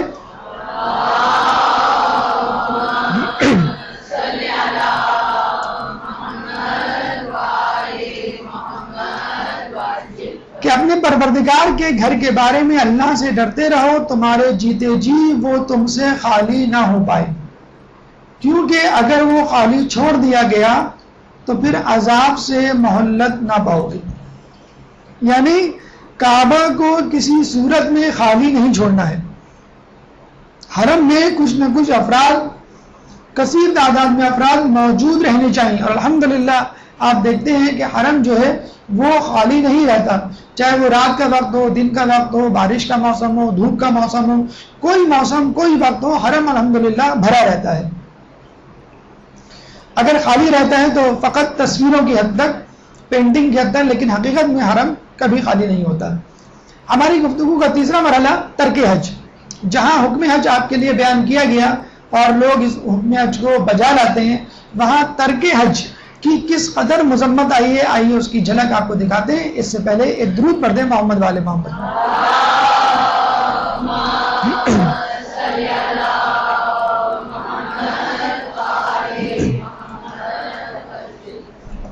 دیکھیے پہلی بات تو یہ جان لیجیے، اللہ تعالیٰ آپ کی عبادت سے بے نیاز ہے۔ آپ کو عبادت کی ضرورت ہے اللہ کی رضا حاصل کرنے کے لیے، اللہ کو آپ کی عبادت کی ضرورت نہیں ہے۔ اگر آپ عبادت کریں گے تو اپنا فائدہ کریں گے، اللہ کا کوئی فائدہ نہیں کریں گے۔ وَلِلَّهِ عَلَى النَّاسِ حِجُّ الْبَيْتِ مَنِ اسْتَطَاعَ إِلَيْهِ سَبِيلًا، اور اللہ کے لیے لوگوں پر اس گھر کا حج کرنا واجب ہے۔ وَمَنْ كَفَرَ فَإِنَّ اللَّهَ غَنِيٌّ عَنِ الْعَالَمِينَ، اور اگر اس کی راہ کی استطاعت رکھتے ہو اور جو کافر ہو جائے تو خدا تمام عالمین سے بے نیاز ہے۔ دیکھیں اللہ تعالیٰ کہہ رہا ہے فَإِنَّ اللَّهَ غَنِيٌّ عَنِ الْعَالَمِينَ، یہ نہیں کہہ رہا کہ تم سے بے نیاز ہے، انسانوں سے بے نیاز ہے، اللہ تعالیٰ عالمین سے بے نیاز ہے۔ ہم کہتے ہیں الحمدللہ رب العالمین، کہ تمام تعریفیں اللہ کے لیے جو عالمین کا رب ہے۔ عالمین جمع الجمع ہے، یعنی دنیا میں جتنے عالم ہیں، یہ جو ہم اپنی کہکشاں دیکھتے ہیں، اپنا سیارہ دیکھتے ہیں، دنیا، پلوٹو، مشتری، زحل، نیپچون، مارس، یہ جو سیارے اور چاند، ستارے، سورج، یہ ایک کہکشاں ہے، یہ ایک عالم ہے۔ اور کچھ روایتوں کے مطابق 18,000 یا 18 کروڑ عالم اس طرح کے موجود ہیں۔ تو عالمین کا رب عالمین سے بے نیاز ہے، کیوں؟ کہ وہ رب العالمین ہے، اس عالمین کا رب ہے۔ تو جو رب ہوتا ہے، پالنے والا ہوتا ہے، پیدا کرنے والا ہوتا ہے، جس کے قبضے میں ہماری جانیں ہیں، روحیں ہیں، وہ کیوں کر ہمارا نعوذ باللہ محتاج ہو سکتا ہے؟ تو اللہ تعالیٰ ہمارا تو کیا عالمین کا محتاج نہیں ہے۔ تو اگر ہم حج نہیں کریں گے، نماز نہیں پڑھیں گے، روزہ نہیں رکھیں گے، تو اللہ تعالیٰ ہم سے نہیں بلکہ عالمین سے بے نیاز ہے۔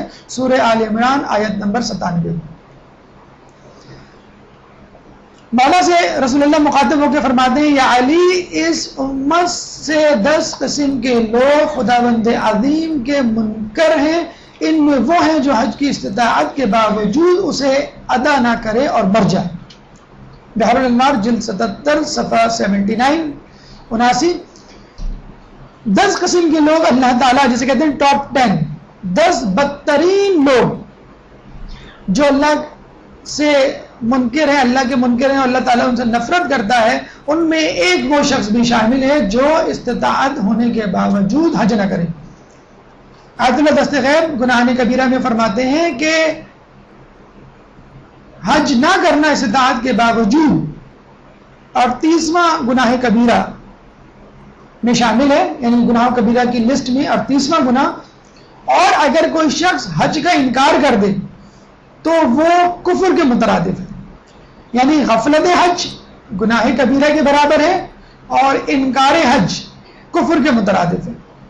ایک شخص جو صاحب استطاعت تھا ایک دفعہ امام کے پاس آیا اور کہنے لگا کہ میں استطاعت کے باوجود حج پر نہیں گیا۔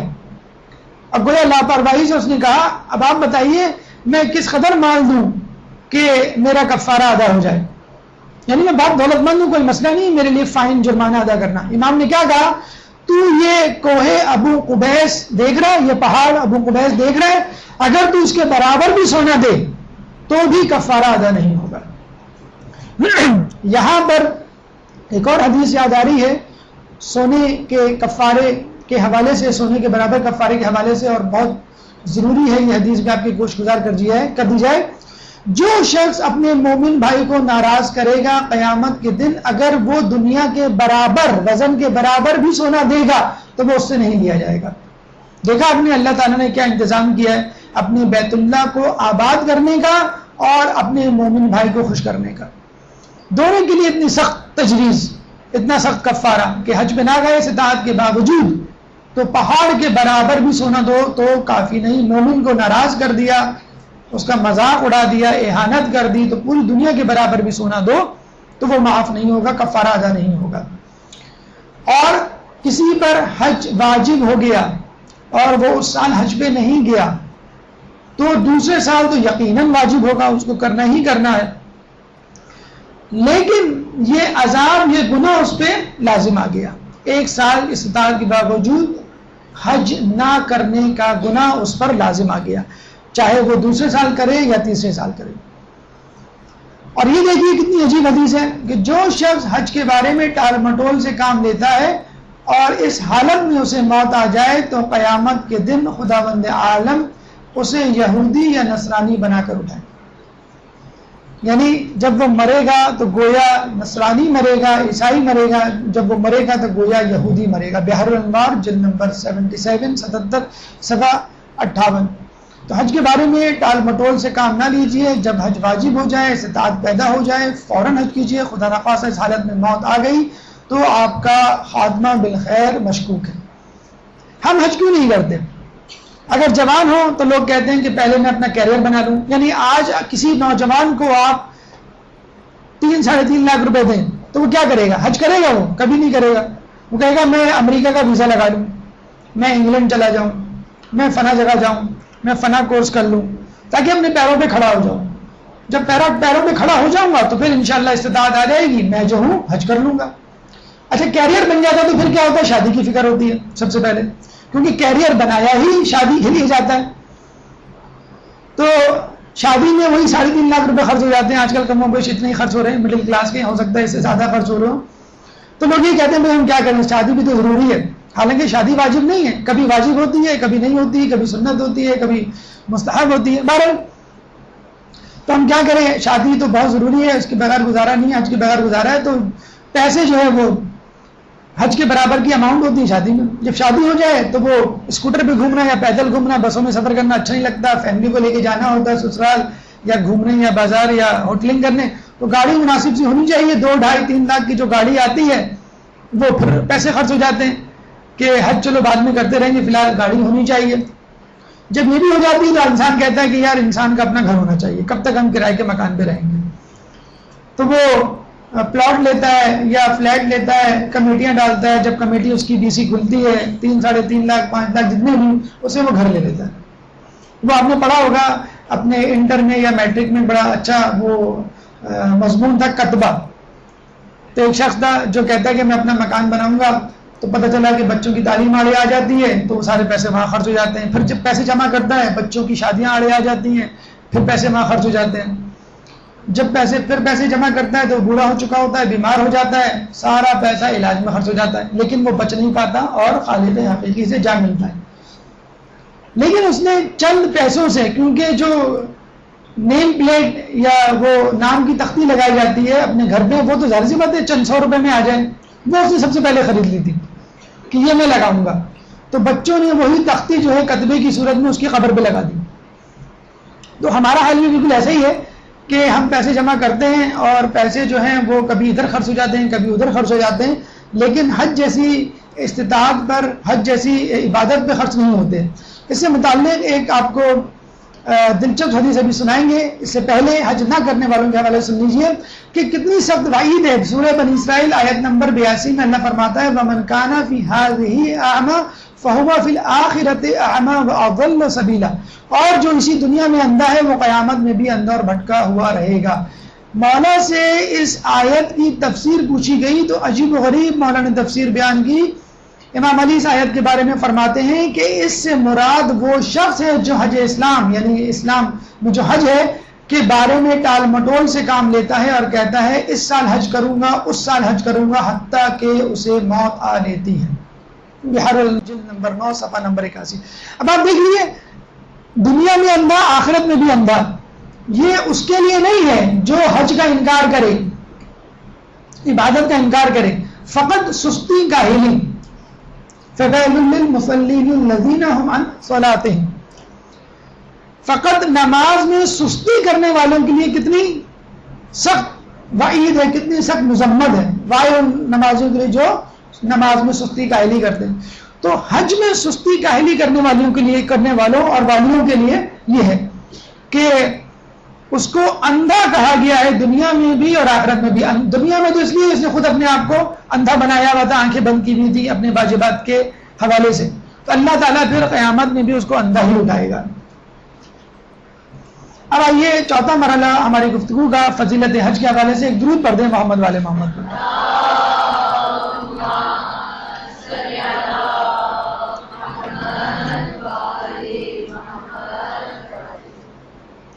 آپ دیکھتے ہیں کہ رمضانوں میں، روزوں میں صدقے کا ثواب جو ہے کئی گنا بڑھ جاتا ہے، عبادت کا ثواب کئی گنا بڑھ جاتا ہے، ایک آیت کا ثواب پورے قرآن کے پڑھنے کے برابر ہو جاتا ہے.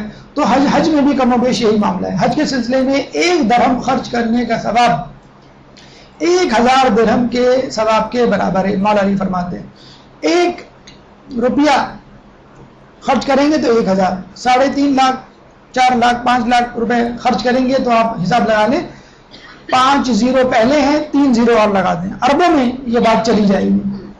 کتنا بڑا اجر اللہ تعالیٰ آپ کو دے رہا ہے کہ 1000 گنا نیکی. ویسے تو 10 گنا نیکی کا وعدہ تو ہے اللہ تعالیٰ کا قیامت میں، قرآن میں مذکور ہے، لیکن حج کے لیے پیسہ خرچ کرنے کا ثواب 1000 گنا تک چلا جاتا ہے.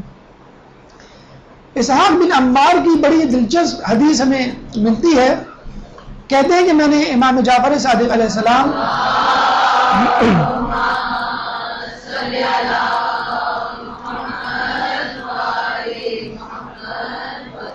امام کی خدمت میں عرض کی، میں نے اپنے آپ کو راضی کر لیا ہے کہ میں ہر سال خود حج پر جاؤں یا اپنے مال سے کسی رشتہ دار کو بھیجوں. امام نے فرمایا تم نے اس بات کا پختہ ارادہ کر لیا، یعنی مزید اس سے سوال کر کے اس بات کو کنفرم کیا. اس نے عرض کی جی ہاں. امام نے فرمایا اگر تم نے ایسا کیا تو یقین جانو تمہارا مال زیادہ ہو جائے گا، یا فرمایا تمہیں مال کے زیادہ ہونے کی خوشخبری ہو. دیکھیے کتنی عجیب بات ہے. آدمی نیت کر لے کہ میں حج کروں گا یا کرواؤں گا، تو اصولاً اس کو چند لاکھ روپے ہر سال برطرف کرنے، سیو کرنے. تو فرض کر لیں اگر اس کی 10 لاکھ کی سیونگ ہے تو 7.5 لاکھ رہ گئے، 7.5 کی سیونگ ہے تو 3-4 لاکھ ہے. اگر سیونگ 3-4 لاکھ کی ہے تو وہ بھی چلے گئے. اگر کوئی سیونگ نہیں ہے تو اس پر 3.5 کا قرضہ ہو جائے گا. ایک بالکل سمپل میتھمیٹکس ہے. لیکن امام کیا فرما رہے ہیں کہ تمہارے مال میں کثرت ہو جائے گی. اچھا دیکھیے اس میں آپ کو کیا کرنا ہے، کوئی ٹکٹ کٹانا ہے، کوئی جسے کہتے ہیں محنت کرنی ہے، کہیں جانا ہے، بیٹھے بیٹھے نیت کرنی ہے. اچھا ظاہر سی بات ہے کہ جب آپ نیت کریں گے تو اسی وقت تو کر پائیں گے جب آپ کے پاس ہاتھ میں پیسہ ہوگا. آپ کو صرف بیٹھے بیٹھے نیت کرنا ہے کہ میں یا تو حج پہ جاؤں گی یا حج کرواؤں گا یا کرواؤں گی. اللہ تعالیٰ خود بخود آپ کے لیے وسائل پیدا کر دے گا اور آپ کو غیب سے اس طرح دے گا کہ آپ نہ صرف حج کر پائیں گے بلکہ دیکھیں امام نے یہ نہیں کہا کہ میں تمہیں خوشخبری دیتا ہوں کہ تمہاری بات، تمہارا ارادہ، تمہاری نیت پائے تکمیل تک پہنچے گی، یہ نہیں کہا، بلکہ کیا کہا تمہیں مال کے زیادہ ہونے کی خوشخبری دیتا ہوں. یعنی حج تو تم کرو گے، اس کے علاوہ بھی تم صاحب ثروت ہو جاؤ گے. تو آج سے آپ ارادہ کر لیں، نیت کر لیں. آپ دیکھیے کہ انشاءاللہ اگر آپ کی نیت میں، ارادے میں خلوص ہوا تو اللہ تعالیٰ نہ صرف آپ کو حج پہ لے جائے گا بلکہ آپ کے مال میں کثرت سے اضافہ بھی کرے گا. اچھا یہ وہی اسحاق بن عمار ہیں. ان کی ایک اور روایت ہمیں ملتی ہے گناہ کبیرہ میں، یہ مذکور ہے کہ انہوں نے امام سے کہا کہ مجھ سے کسی دوست نے مشورہ مانگا کہ میں حج پہ جاؤں، تو میں نے اس کی صحت دیکھ کر کہا کہ تم کمزور ہو، تمہاری صحت اس بات کی اجازت نہیں دیتی کہ تم حج پہ جاؤ، چنانچہ تم اگلے سال چلے جانا. آپ کو معلوم ہے امام اسی اسحاق بن عمار جنہوں نے ارادہ کیا تھا خود حج پہ جانے کا، امام اتنا ناراض ہوئے کہ امام کی زبان مبارک سے نکلا کہ تم نے ایسا کام کیا ہے کہ اگر تم 1 سال تک بیمار رہو تو تم اس کے سزاوار ہو، تمہیں ہونا چاہیے. اسحاق بن عمار کہتے ہیں کہ میں اس کے بعد 1 سال تک بیمار رہا. ہم جو غلط سلط مشورے دیتے پھرتے ہیں کہ آپ کو بلڈ پریشر ہے، آپ کو ڈائبٹیز ہے، آپ روزہ نہیں رکھیے، یا ابھی آپ کو بیٹی کی شادی کرنی ہے، مکان خریدنا ہے، یا بیٹی کی تعلیم پہ خرچ کرنا ہے، آپ حج پہ مت جائیے، تو خود آپ بھی جو مشورہ دے رہے ہیں اس کی ذلت، اس کی گمراہی اور اس کی سزا کے مستحق قرار پائیں گے۔ تو آپ خود دیکھ لیجئے کہ جو شخص خود سے نہ جائے، فقط مشورہ دینے والا جو کہ بظاہر نیک نیتی سے دے رہا ہے، وہ کتنی بڑی سزا کا جسے کہتے ہیں مستحق قرار پا رہا ہے۔ روایت میں ہے کہ حج و عمرہ کیا کرو، اس سے تمہارے جسم صحیح و سالم رہیں گے، تمہارا رزق وسیع ہوگا، تمہارا ایمان صالح ہوگا، لوگوں اور اپنے اہل و عیال کے اخراجات پورے کرتے رہو گے۔ پورے کرتے رہو گے یہ جملہ حالیہ ہے، یعنی مسلسل تمہارے مال میں اتنا اضافہ ہوگا کہ تم اپنے اہل و عیال کے بآسانی اخراجات پورے کرتے رہو گے، یعنی تمہارا حج بھی ہوتا رہے گا، بار بار ہوتا رہے گا، اور تمہارے اخراجات بھی پورے ہوتے رہیں گے۔ لوگ ڈرتے ہیں کہ بیماریوں میں کیسے جاؤں یا بیمار نہ ہو جاؤں، تو اس کی گارنٹی دے دی گئی، جسم صحیح سالم رہے گا، رزق کے حوالے سے، روزی کے حوالے سے، نوکری کے حوالے سے، مال و اولاد کے حوالے سے وہ کہتے ہیں تو مال آپ کا صحیح سالم رہے گا، اس میں اضافہ ہوگا، ایمان تو اضافہ ہوگا ایمان میں، اور اہل و عیال کے اخراجات بھی پورے ہوتے رہیں گے۔ حج دلوں کی تسکین کا باعث ہے۔ ہم جانتے ہیں کہ ایسی خاتون کو حج تو نہیں، بہرحال ان کے ابھی گھر میں شادی تھی تو بیٹے کی منگنی ٹوٹ گئی اور خود بیٹی کی شادی بھی خطرے میں پڑ گئی، تو رمضان کے بعد ان کی شادی تھی، تو انہوں نے کہا کہ میں عمرے پہ جانا چاہتی ہوں، میرا دل گھبرا رہا ہے۔ تو لوگوں نے بڑا سمجھایا کہ بھئی آپ اس وقت عمرے پہ نہ جائیں، اور ابھی شادی کی تیاری کرنی ہے، اور ابھی شادی کے لیے رشتہ بھی ڈھونڈنا ہے وغیرہ وغیرہ، لیکن انہوں نے کہا نہیں، میرا دل بڑا بے چین ہو رہا ہے۔ وہ خاتون اپنے بیٹے کے ساتھ عمرے پہ گئیں اور وہاں پہ گڑگڑا کے دعا کی، واپس آئیں تو یقین کیجئے بیٹے کی شادی بھی ہو گئی اور تمام امور بحسن خوبی انجام پائے، کسی قسم کے مسئلے نہیں ہوئے۔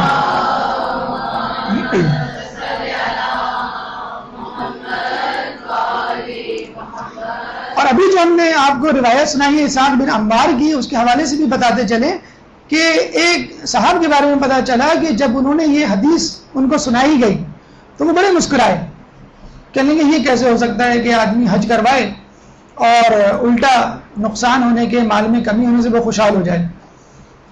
تو کہنے والے نے کہا کہ ٹھیک ہے آپ نیت کر کے دیکھ لیں، اللہ تعالیٰ آپ کو بتا دے۔ کہنے لگے ٹھیک ہے میں آج سے نیت کرتا ہوں۔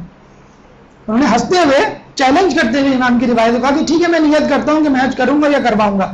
یقین کیجئے جس سال انہوں نے نیت کی تھی اسی سال اللہ تعالیٰ نے ان کے حج کا بندوبست کر دیا۔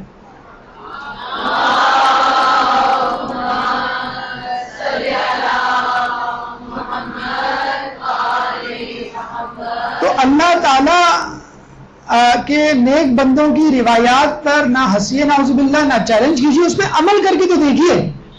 آپ سے کوئی کنویں میں کودنے کو نہیں کہہ رہا، پہاڑ سے جسے کہ چھلانگ لگانے کو نہیں کہہ رہا، کوئی ستاروں پہ کمند ڈالنے کو نہیں کہہ رہا، فقط نیت ہی کو تو کہہ رہے ہیں امام کہ تم نیت کر لو بس اپنی اور دوسروں کی، دیکھو کیسے مال کی کثرت ہوتی ہے، نیت میں آپ کو کیا پیسہ جاتا ہے۔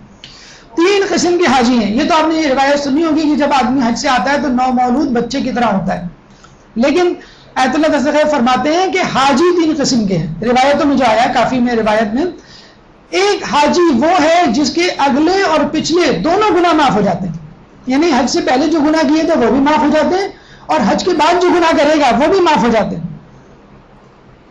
اور ایک حاجی وہ ہے جس کے فقط پچھلے گناہ معاف ہوتے ہیں، اور تیسرا حاجی وہ ہے جس کے گناہ تو نہیں معاف ہوتے، ہاں جب وہ گھر واپس پلٹتا ہے تو مال و گھر کی حفاظت کا ذمہ اللہ لے چکا ہوتا ہے اور وہ دونوں محفوظ ہوتے ہیں۔ اس کا مطلب کیا ہوا؟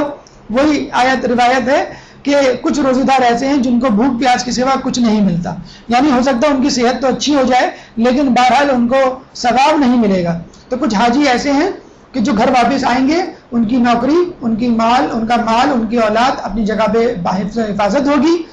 یہ کم ترین حاجی ہیں، جو اس سے بہتر حاجی ہیں ان کے پچھلے گناہ معاف ہو چکے ہوں گے اور وہ اس طرح آئیں گے جیسے ابھی پیدا ہوئے ہیں، آج ہی پیدا ہوئے ہیں۔ لیکن بہترین حاجی وہ ہے جس کے پچھلے گناہ بھی معاف ہو چکے ہوں گے اور اگلے گناہ بھی معاف ہو چکے ہوں گے۔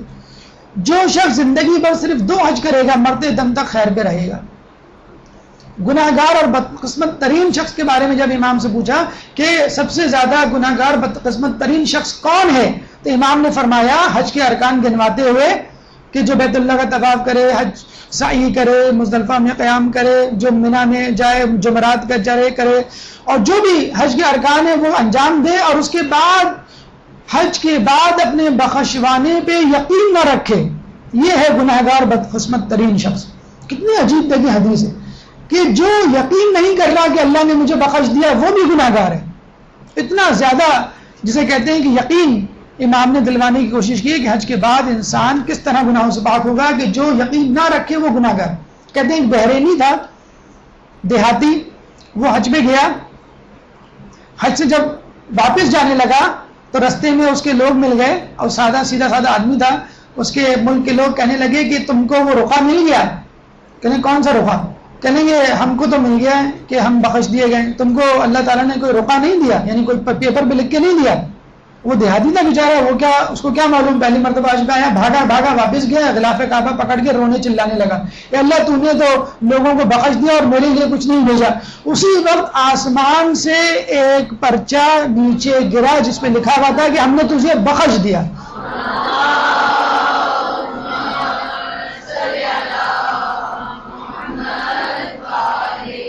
یہاں پہ وہ حدیث بھی یاد آتی ہے کہ جنت میں زیادہ تر افراد سادہ لوگوں کی ہوگی۔ کراچی کی زبان میں جو آسانی سے بیوقوف بن جاتے ہیں، جن کو ہر کوئی بیوقوف بنا لیتا ہے، تو ان لوگوں کی کثرت ہوگی جنت میں۔ بیت اللہ کا حج وہ عمرہ فقر کو دور کرتا ہے، گناہوں کا کفارہ ہوتے ہیں اور جنت میں جانے کا موجب ہوتے ہیں، یعنی دین اور دنیا دونوں۔ تین چیزوں کے بارے میں کہا جاتا ہے جن کے اثرات دنیا میں بھی ہوتے ہیں اور آخرت میں بھی۔ مثلا حج سے تندرستی دور ہوتی ہے، صدقے سے بلائیں دور ہوتی ہیں، اور نیکی احسان سے عمر میں اضافہ ہوتا ہے۔ تو ان کاموں کو جلد از جلد ادا کرنے کی سوچیے، چاہے حج جیسا مشکل کام کیوں نہ ہو۔ طریقہ ہم نے آپ کو بتا دیا ہے، فقط نیت۔ اتنی تاکید ہے کہ کچھ لوگ اکثر یہ کہتے ہیں حج پہ جانے کی کیا ضرورت ہے، لاکھوں روپے اگر تم کسی غریب کو دے دو۔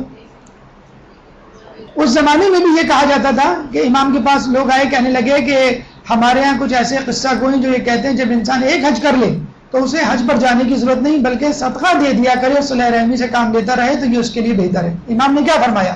وہ جھوٹ بولتے ہیں۔ اگر لوگ ایسا کرنے لگ جائیں تو پھر بیت اللہ خالی پڑا رہے گا، حالانکہ اللہ نے اسے لوگوں کے امن قائم رکھنے کا سبب قرار دیا ہے۔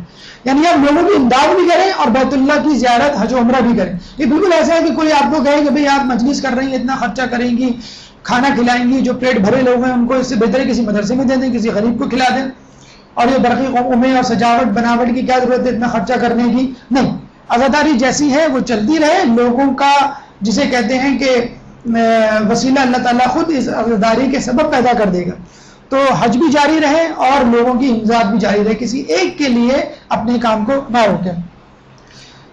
اس کے بعد مزید گزارشات باقی ہیں، انشاءاللہ زندگی رہی تو مزید گفتگو اگلے ہفتے یا اس سے اگلے ہفتے آپ کے سامنے پیش کی جائے گی۔ اللہ تعالیٰ سے دعا ہے کہ ہم جو کچھ سنا، جو کچھ پڑھا، اس پر عمل کرنے کی توفیق عطا فرما، ایمان کے ظہور میں تعجیل فرما، اور ہمیں ان کی جانثاروں میں شامل فرما، اور ہم سب کو حج کی سعادت نصیب فرما۔ وآخر دعوانا الحمدللہ رب العالمین۔